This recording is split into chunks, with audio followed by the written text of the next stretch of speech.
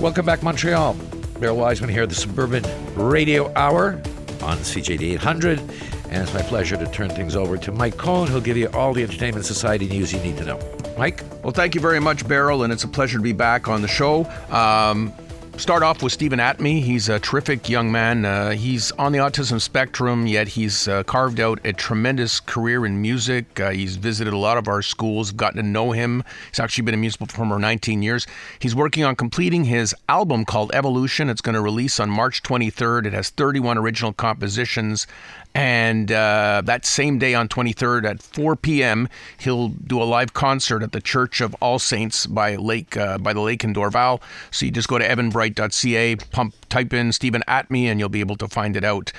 Megan Miranda, Montrealer, she's the executive producer of a new film that debuted actually on March 14th in the United States on the Lifetime Network. And I know Beryl can't wait for it to come on Lifetime Network in Canada. It's called Killing All My Sisters, a really nice slasher movie on Lifetime. I really live for slasher movies. I'm sure you do, but this is a local Montrealer, and she's the executive producer. Does that worry you about how many people actually like slasher movies? Yes, I don't personally, but I'll watch it because it's Megan Miranda. That's why. The Festival de la Voix. Anthony, he lives. The heart beats. He does. Festival de la Voix, its 11th year, curated by Carrie-Anne Kutz. This is a fantastic musical festival, the power of music and the human voice. It's kicking off March 20th. It goes till April 13th. Concerts for all ages, master workshops, and Carrie-Anne Kutz is joining us right now. Carrie-Anne, welcome. Hi, thanks so much for having me. Great to have you on the show, Carrie-Anne. So tell us, you must be very excited. You work on this year-round, clearly. Who is your actual audience for these shows? Oh, that's a good question. Well, we have a lot of people from the general public that are coming out from all over the West Island, also from, areas like Tremblant and the South Shore. So it seems to appeal to a large number of people from all over the place, depending on who the artists are. And we also have, we're putting on 14 concerts for children this year from students both in the elementary and secondary level. So we've got a lot of people coming, and I'm so happy. Yes, and I know you have a lot of our favorites. Rob Lutz, who's fantastic, Connie Calder. You've got a lot of returnees, a lot of reliable favorites. Yeah, they're my favorites too. And Karen Young. Karen Young. First time for the festival. I've known her for many years and sung with her before, and she's fantastic. We also have, there's a great composer, arranger in Montreal who's known pretty much all over the United States and Canada, and his name is Simon Leclerc. Okay. And we're doing a concert in honor of Simon Leclerc on April 13th with 3 vocal quartets and an octet called Voces Borealis. So a lot of different kinds of music, both classical with Ensemble Caprice and Art Choral at Salle Pauline Julien, and then there's, of course, jazz, and then there's Nadia DeLauro with Rob Lutz, and all sorts of different kinds of music for all sorts of people. Carrie-Anne, congratulations. People can read more about it in my entertainment blog and in the Suburban next week, and go to festivaldelavoix.com. All the best, Carrie-Anne. Yeah, thanks, Mike. Take care. Thanks for being with us. Beryl, Canada's Got Talent with Howie Mandel and a few other judges. It starts on March 19th at 8 p.m. on City TV.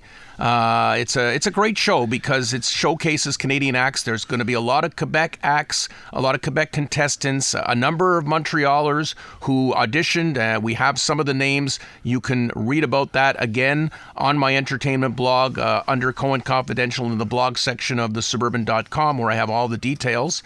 The Governor General's Awards, the Canada Council for the Arts revealed the names of the 2024 winners, and there's a number of Quebecers. The Sadie Bronfman Award, Louise Lemieux Berabé, a fine craft artist, won that one. Dominic Gamblin and Don Ritter won for visual sound and media. So congratulations to them. Always great to see. Le Successeur, let me pronounce that correctly. This is a French movie, which I saw a few weeks ago. It is absolutely suspenseful. It's like a Hitchcock movie. It's Marc-André Grandin He does a terrific job. It's already got almost $1 million in receipts at the box office, and now it's been sold to 60 countries around the planet, from Italy all the way to Korea. I would recommend you see it. The version that I saw was in English, was in French with English subtitles, but I mean, we're all living in Quebec, Beryl. As Monsieur Jean-François Roberge would say, we should all understand it in French, correct? J'arrivais à Québec de la France, so my family's French. This There is we not go. a surprise, but they wouldn't let me into a French school here because my parents weren't Catholic. Imagine that. My bienvenue to Quebec. Could you imagine that?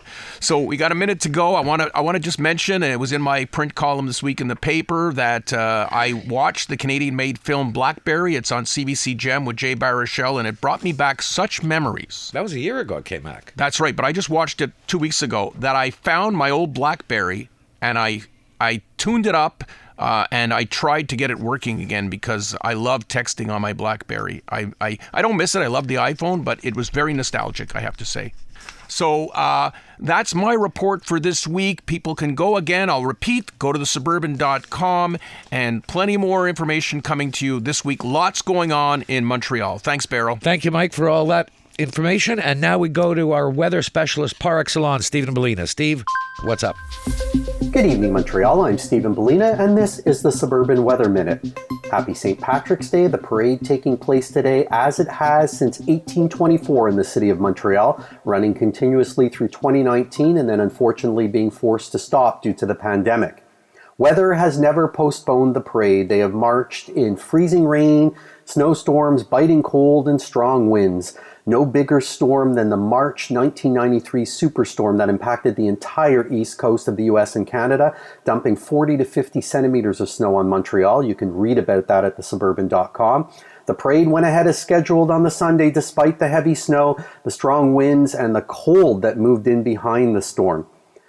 Winter comes to an end officially on Tuesday. Astronomical spring arrives, the equinox taking place at 11:06 p.m. Tuesday evening. Winter, or the winter that wasn't in Montreal, incredible warmth. 52 of the 88 days, a whopping 59% above the freezing point. That is just an incredible statistic for Montreal. The same coast to coast, east, west, north, south, from the Arctic Circle to the US border, temperatures above normal, the warmest winter in Canada, dating back to when records began in 1851. Doesn't mean we won't get a few sneaky snowstorms.